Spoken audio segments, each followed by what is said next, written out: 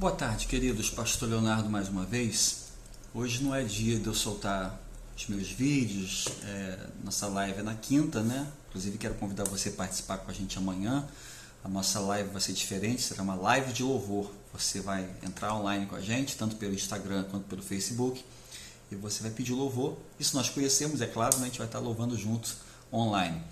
E domingo as nossas celebrações. Mas hoje eu tirei meu dia de plantão aqui na igreja, dando atendimento, e eu recebi aqui uma palavra, né, que eu queria muito compartilhar com você.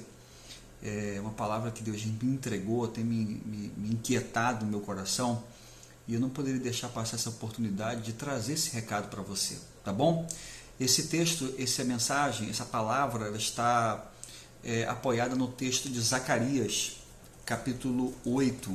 Essa promessa, essa palavra profética de Zacarias, ela falou muito ao meu coração, e queria deixar esse recado para você, tá? Para você ficar bastante atento, porque essa palavra é muito contextual, uma palavra que tenho certeza que você só lendo já vai perceber como que essa palavra é própria para o tempo de hoje. Diz assim, Zacarias capítulo 8: mais uma vez veio a minha palavra do Senhor dos Exércitos. Assim diz o Senhor dos Exércitos: tenho muito ciúme de Sião, estou me consumindo de ciúmes por ela. Assim diz o Senhor: estou voltando para Sião e habitarei em Jerusalém. Então Jerusalém será chamada Cidade da Verdade, e monte do Senhor dos Exércitos será chamado Monte Sagrado. Assim diz o Senhor dos Exércitos: homens e mulheres de idade avançada voltarão a sentar-se nas praças da cidade, cada um com a sua bengala, por causa da sua idade. As ruas da cidade ficarão cheias de crianças brincando. Mesmo que isso pareça impossível para o remanescente desse povo, seria impossível para mim, diz o Senhor. Assim diz o Senhor dos Exércitos: salvarei esse povo dos países do Oriente e do Ocidente, os trarei de volta para que habitem em Jerusalém, serão o meu povo e eu serei o Deus deles, com fidelidade e justiça. Assim diz o Senhor dos Exércitos: vocês que estão ouvindo hoje essas palavras, já proferidas pelos profetas, quando foram lançados os alicerces do templo do Senhor, fortaleçam as suas mãos para que o templo seja construído, porque antes daquele tempo não havia salário para os homens, nem para os animais. Ninguém podia tratar, olha só essa palavra, gente, ninguém podia tratar dos seus negócios com segurança por causa dos adversários, porque eu tinha posto cada um contra o seu próximo. Mas agora não tratarei mais o remanescente desse povo como fiz no passado, declara o Senhor dos Exércitos. Haverá uma rica semeadura, a videira dará seu fruto, a terra produzirá sua colheita, o céu derramará o seu orvalho, e darei todas essas coisas como uma herança ao remanescente desse povo. Assim como vocês foram uma maldição para as nações, ó Judá e Israel, também os salvarei, e vocês serão uma bênção. Não tenham medo, antes sejam fortes. Assim declara o Senhor: assim como eu havia decidido castigá-los sem compaixão quando seus antepassados me enfureceram, agora também decidi de novo fazer o bem a Jerusalém e a Judá. Por isso não tenham medo. Eis o que devam fazer. Eis o que devem fazer. Falem somente a verdade uns com os outros. Julguem retamente em seus tribunais. Não planejem no íntimo mal contra o seu próximo e nem queiram jurar com falsidade, porque eu, o Senhor, odeio essas coisas. Mais uma vez veio a minha palavra do Senhor dizendo: assim diz o Senhor dos Exércitos: olha, o jejum do 4º mês, bem como do 5º, do 7º, do 10º mês serão ocasiões alegres, cheias de alegria, festas felizes para o povo de Judá. Por isso, amem a verdade, amem a paz. Assim declara o Senhor: povos e habitantes de muitas cidades ainda virão. Os habitantes de uma cidade irão e a outra cidade irão. Vamos logo, vamos suplicar ao Senhor dos Exércitos. Eu mesmo já estou indo. E muitos povos e nações poderosas virão buscar o Senhor dos Exércitos em Jerusalém e suplicar o seu favor. Assim declara o Senhor dos Exércitos: naquele dia 10 homens de todas as línguas e nações agarrarão firmemente na barra das vestes de um judeu e lhe dirão: nós vamos com você, porque ouvimos dizer que Deus está com o seu povo. Querido, essa palavra o Senhor me entregou agora de tarde, eu queria muito compartilhar com você. Eu não vou poder aguardar essa palavra comigo até domingo, não vai dar não. Eu preciso compartilhar com você, porque esse texto está ardendo no meu coração, essa necessidade de compartilhar essa palavra. Esse texto é um texto profético, escrito pelo profeta Zacarias. Essa profecia, esse livro, se envolve 8 visões que o profeta teve. Por volta do mês de fevereiro de 519 a.C., o Senhor entregou uma palavra profética a Zacarias acerca do povo de Israel. E é interessante porque o nome Zacarias, o nome desse profeta, já é interessante para aquilo que eu tenho pregado aqui durante esse tempo de quarentena. A palavra Zacarias significa o Senhor se lembra, ou lembrança, memória, algo relacionado à lembrança. E eu tenho dito aqui que esse momento que temos vivido como igreja precisa trazer para nós lições preciosas. Precisamos trazer à nossa memória o tipo de cristianismo, de vivência, de espiritualidade que vivíamos até então, para mudarmos completamente daqui para frente. Tenho dito que o Senhor tem nos chamado a nossa atenção nesse tempo para aquilo que realmente importa, para fazermos a vontade do Senhor. Nosso Deus não muda, gente. O mesmo Deus que falou com Zacarias é o Deus que fala com você nessa tarde, nessa quarta-feira.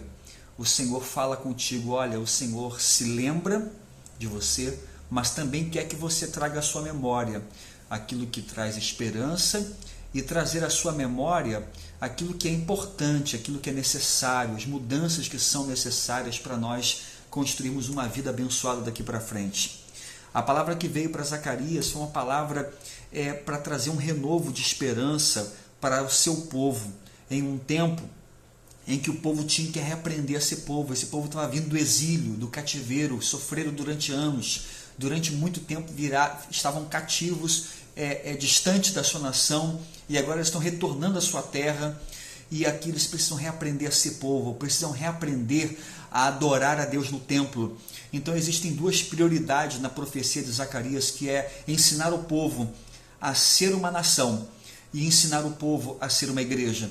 Querido, eu penso também que essa pandemia serve para nós como uma grande oportunidade para reaprendermos a ser uma nação e para reaprendermos a ser igreja de Jesus, nesse tempo de grande luta, nesse tempo que para nós tem sido um deserto. O Senhor está nos convidando, nos chamando para reaprendermos a ser igreja de Jesus. A profecia de Zacarias, ela tinha um propósito de trazer esperança em um tempo de grandes dificuldades materiais e dificuldade na fé. Veja como o paralelo se estabelece com o nosso tempo. O paralelo onde nós vivemos muito perto a crise material, a crise financeira, pessoas preocupadas. Ontem passei no centro da cidade, começou fazendo pagamento do auxílio emergencial, e você vê uma fila monstruosa na Caixa Econômica, e são pessoas que estão desesperadas, que precisam desse recurso para a sua subsistência. O profeta Zacarias traz sua mensagem em um tempo, em um momento justamente que havia grande dificuldade material. Também havia grande dificuldade na fé, havia uma falta de esperança no coração das pessoas. Quantas pessoas hoje estão sofrendo assim, sem esperança, desesperadas, pessoas que perderam a sua confiança até mesmo em Deus? Essa palavra profética serve para nós hoje, gente. Esse texto chamou muita atenção para mim, porque tem 2 apontamentos aqui que para mim são extraordinários, foram uma palavra que quebrantaram o meu coração. O texto fala assim: olha, o Senhor dos Exércitos está lhe dizendo que virá o tempo em que os idosos voltarão a sentar-se nas praças da cidade. Como nós desejamos isso? Como nós temos desejado ver isso? Voltar à nossa praça da cidade e ver os nossos idosos passeando, ver os seus idosos com você passeando. A palavra que o Senhor me entregou nessa tarde de hoje: não vamos perder o foco, igreja. Não vamos perder o foco naquilo que o Senhor tem colocado sobre nós. Virá o tempo em que estaremos na praça com os nossos idosos em nome de Jesus, se você com os seus. As crianças voltarão a brincar nas praças da cidade. Precisamos, depois dessa crise, reaprender a cuidar dos nossos idosos. Você precisa reaprender a cuidar dos idosos que Deus colocou sobre a sua responsabilidade. O texto também diz, naquele tempo, versículo 10 de Zacarias 8, vai falar que naquele tempo não havia salário para os homens e ninguém podia cuidar do seu negócio. Olha só, gente, que palavra profética para você hoje. O Senhor está dizendo e faz um paralelo com a gente. O tempo que nós vivemos, onde empresários, pessoas que estão empregados, pessoas desempregadas, que não têm o seu salário, os empresários que não podem cuidar dos seus negócios. Esse tempo vai passar, irmãos. O Senhor vai trazer de volta a alegria e o renovo para você. Eu creio de todo o meu coração que essa pandemia vai passar e vamos sair do outro lado vitoriosos em nome de Jesus. Mas as lições precisam ser tiradas. Como você vai tratar dos seus negócios depois disso? Sabendo que é tão vulnerável, que somos tão vulneráveis. Como você vai tratar dos seus idosos depois disso? Sabendo que uma pandemia, uma crise como essa pode ceifar a vida de milhares de pessoas. Precisamos realinhar, precisamos reaprender e tirar lições preciosas para a nossa vida. Eu, lendo esse texto, eu separei aqui algumas questões que eu gostaria que nós pensássemos e que avaliássemos como igreja. Esse texto fala que o Senhor mais uma vez vai voltar e mostrar compaixão ao seu povo. Eu creio de todo o meu coração que o Senhor há de mostrar compaixão ao povo do Brasil. O Senhor há de estender a sua mão sobre a nossa nação e ser misericordioso, porque o povo que se chama pelo nome do Senhor tem clamado dia e noite. Nós temos orado e jejuado em favor da nossa terra e cremos que o Senhor há de sarar a nossa terra. O Senhor vai agir com misericórdia, irmãos, não tenho dúvida disso. Aqui em nossa terra será diferente. Deus vai nos abençoar, Deus vai cuidar, Deus vai proteger, como já tem feito. E aqui diz o texto, ele estabelece algumas questões que eu gostaria de conversar com você rapidinho. Primeira coisa que ele fala no versículo 12 é que haverá uma rica semeadura. Olha, você precisa muito bem semear certo, semear no tempo certo, porque para você ter uma colheita, para você ter resultado, você tem que estar muito preocupado com que tipo de semente você está semeando. E esse princípio da semeadura, ele é aplicável a qualquer contexto. O que você vai semear após a crise? Que tipo de semente você vai lançar? A semente da fé, da bondade, da compaixão, da solidariedade? A semente de você acreditar? Ou você vai semear a semente da desconfiança, da inimizade, do orgulho, da vaidade, da ganância? Que tipo de semente você vai semear pós-crise? Quando o Senhor mostrar bondade ao seu povo e passar essa crise. O texto está dizendo, haverá uma rica semeadura, mas muito cuidado com o que você vai semear, porque aquilo que você semear, certamente você colherá, o que diz a palavra do Senhor. Se semear bondade, você vai colher bondade. Se você semear o mal, você vai colher o mal para você. Atente para isso. Primeira orientação para você. Segunda orientação, olha, versículo 16 e 17 relata para a gente que após esse momento, quando o Senhor mostrar o favor novamente ao seu povo, ele fala que precisa haver uma mudança de comportamento. Versículo 16 e 17 vai falar assim para você, olha, é isso que vocês devem fazer. Falem a verdade um com o outro, julguem retamente em seus tribunais, não planejem o mal no íntimo contra o seu próximo. Precisa haver uma mudança moral. Precisa haver um realinhamento daquilo que é ser verdadeiramente um cristão. Não podemos mais conviver com a prática do pecado de maneira pacífica. Não podemos mais conviver com isso. Não tem como você, depois disso tudo, voltar para os velhos péssimos hábitos que você tinha. Tem que haver uma mudança de comportamento. É isso que o texto está dizendo para você hoje. E que o profeta Zacarias hoje, através da minha vida, está falando para você também. Após essa crise, você precisa ter uma mudança de comportamento. Mudança moral. Você precisa começar a ver o que está fazendo de errado e começar a fazer o certo. Terceira palavra que eu separei para você aqui, versículo 19. Ele fala assim, olha, o jejum do 4º mês, como do 5º, do 7º, serão ocasiões alegres, cheias de festa. E fala assim, por isso, amem a palavra. Irmãos, depois que passar essa crise, nós somos o povo do Senhor. Precisamos voltar a amar a palavra do Senhor. Precisamos voltar com uma paixão muito grande pela palavra de Deus. Não tem como você falar para mim, pastor, tudo que está acontecendo é cumprimento da promessa da palavra, e depois que voltar, que passarmos por essa crise e que vier a bonança, você voltar para uma vida completamente desinteressada da palavra. Você não se matricula numa escola bíblica, você não participa de um culto com atenção, você recebe a palavra de Deus como se fosse qualquer coisa. Olha, após essa crise, algumas questões precisam ser mudadas na sua vida. Eu já falei sobre três. E a quarta para mim a mais importante. Falei sobre três. Tem que haver uma rica semeadura. Tem que estar muito cuidado com o que você vai semear no pós-crise. Segundo, tem que haver a mudança moral. Terceiro, tem que voltar a amar a palavra. Tem que voltar com paixão pela palavra, sede da palavra.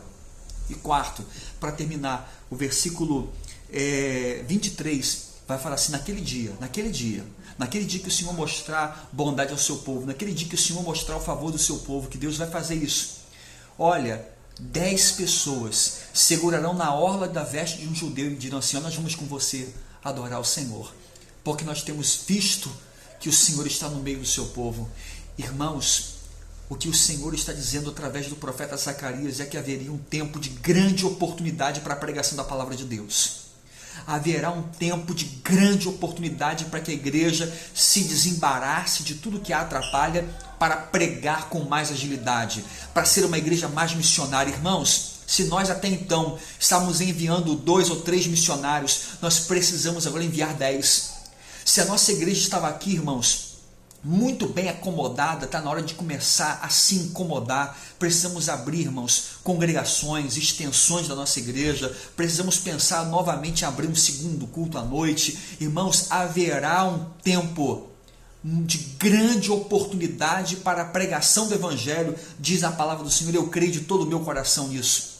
Eu creio, irmãos, que esse momento pós-crise é um tempo, haverá uma grande colheita de almas. E como igreja de Jesus, eu não poderia deixar esperar até domingo para trazer essa palavra para você.